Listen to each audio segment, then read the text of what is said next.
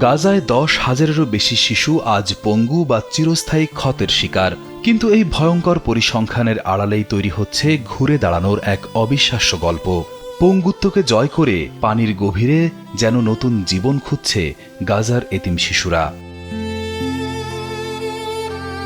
পা নেই তো কি হয়েছে, আমি তো স্বাভাবিকভাবেই সাঁতার কাটছি। কথাগুলো গাজার ছোট্ট শিশু আহমেদের। পা হারালেও মনের জোর হারায়নি সে। মৃত্যুর মুখ থেকে ফিরে আসা এই শিশুদের গল্প হার মানাবে যে কোনো সিনেমাকেও।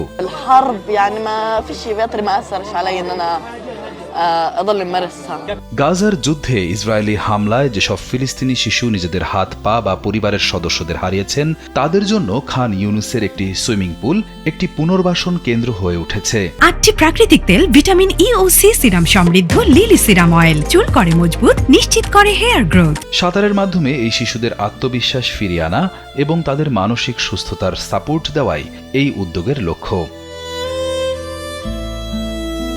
হিল প্যালেস্টাইন এবং তান্তিশ সুইমিং একাডেমির যৌথ পরিচালনায় এই উদ্যোগে অংশ নিচ্ছেন অঙ্গ হারানো, অনাথ এবং সংঘাতের শিকার হওয়া অন্যান্য শিশুরা।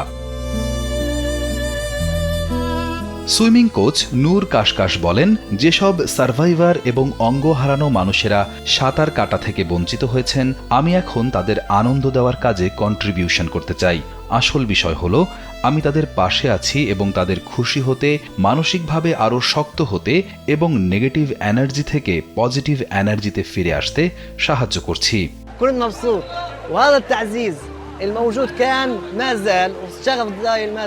কোচ সাদি আল মাসরি বলেন, এই শিশুদের সাইকোলজিক্যাল ট্রমা বা মানসিক আঘাত কাটিয়ে উঠতে তাদের টিম সাঁতারকে একটি মাধ্যম হিসেবে ব্যবহার করছে।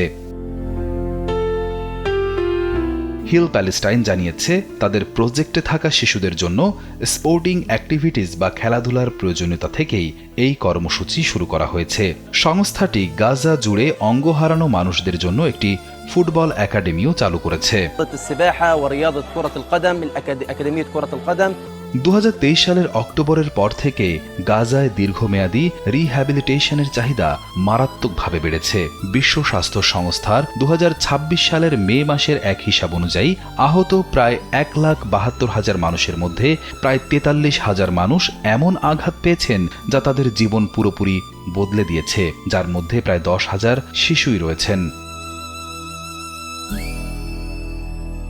সংস্থাটির রেকর্ড অনুযায়ী ট্রমার কারণে 5,000-এরও বেশি মানুষের অঙ্গহানি ঘটেছে এবং 22,000-এরও বেশি মানুষের হাত পায়ে গুরুতর আঘাত রয়েছে। রিয়াদ হোসেন, কালবেলা।